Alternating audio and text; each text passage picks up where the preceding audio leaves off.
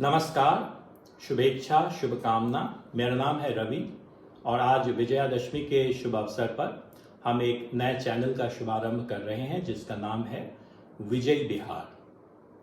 जैसा कि नाम से ही स्पष्ट है, इसका फोकस बिहार पर होगा और यह उन सभी लोगों के लिए है जो बिहार और बिहार के विकास में रुचि रखते हैं। बिहार ही क्यों? यह इसलिए क्योंकि यदि 2047 तक विकसित भारत के सपने को पूरा करना है तो यह बिहार की सक्रिय भागीदारी के बिना संभव नहीं हो सकता है। यदि देश का कोई भी भाग पीछे छूट जाता है तो यह सपना अधूरा रह जाएगा। तब अगला सवाल यह उठता है कि क्या बिहार में वह बात है जो इस विकास यात्रा में एक सक्रिय भागीदारी के लिए आवश्यक है? क्या आवश्यकता पड़ने पर बिहार नेतृत्व प्रदान कर सकता है? क्या वो कोई ऐसा प्रशासनिक या सामाजिक आर्थिक मॉडल दे सकता है जो पूरे देश के लिए अनुकरणीय हो?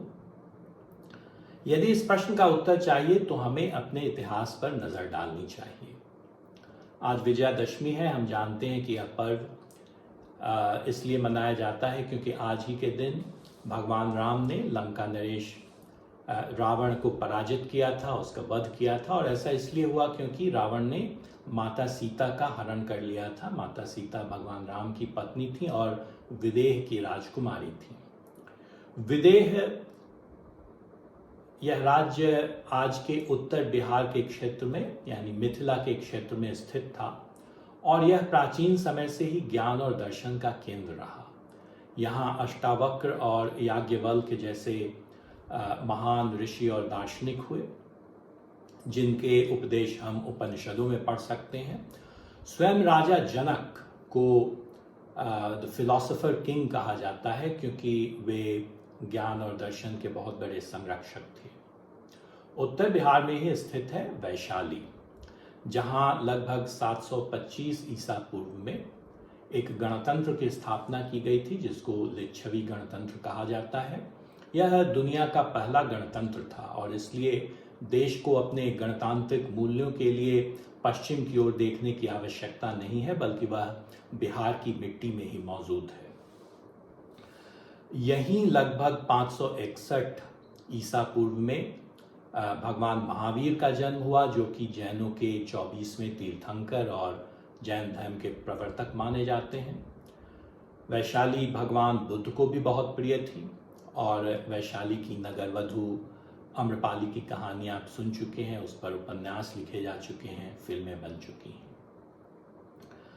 गया के बारे में आप जानते हैं, भगवान बुद्ध को यहीं पीपल के वृक्ष के नीचे ज्ञान की प्राप्ति हुई थी और आज भी उस स्थान पर महाबोधि मंदिर है जो कि हिंदुओं और बौद्धों के लिए एक पवित्र तीर्थ स्थल है।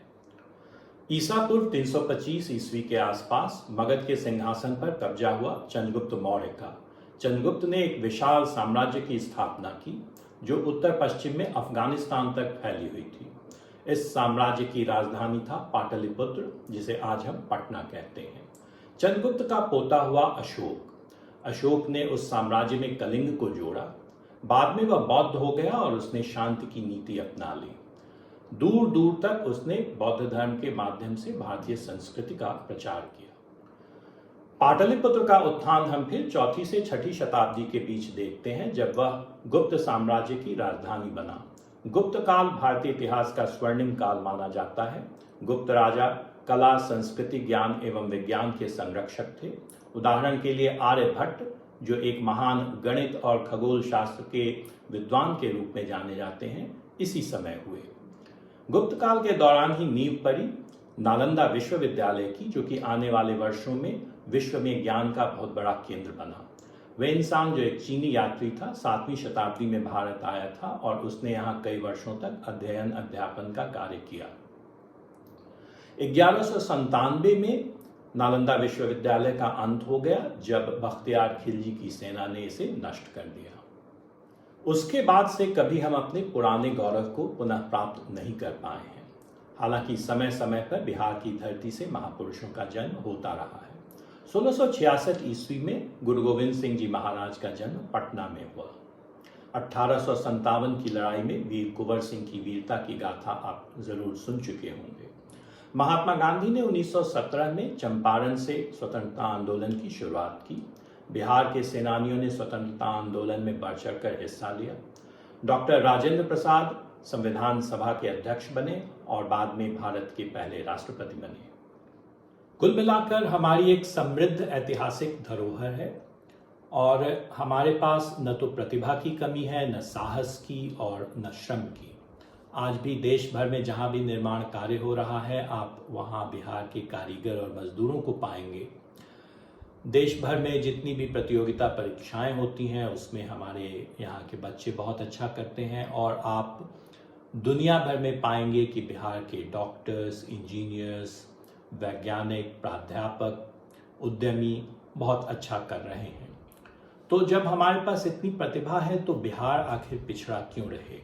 इसलिए आवश्यकता है एक ऐसी व्यवस्था, एक ऐसे इकोसिस्टम के निर्माण की जो कि प्रतिभा को पोषित करे, प्रोत्साहित करे और हम सब मिलकर एक सामान्य व्यक्ति के जीवन स्तर में सुधार ला सकें। विजय बिहार में हम ऐसे ही विषयों पर चर्चा करेंगे और हम चाहेंगे कि इसमें आपकी भी भागीदारी हो। आप अपने सुझाव हमें ज़रूर दें और हाँ, हम चाहेंगे कि आप इस चैनल को लाइक, सब्सक्राइब और शेयर ज़रूर करें। बहुत बहुत धन्यवाद। नमस्कार, फिर मिलेंगे।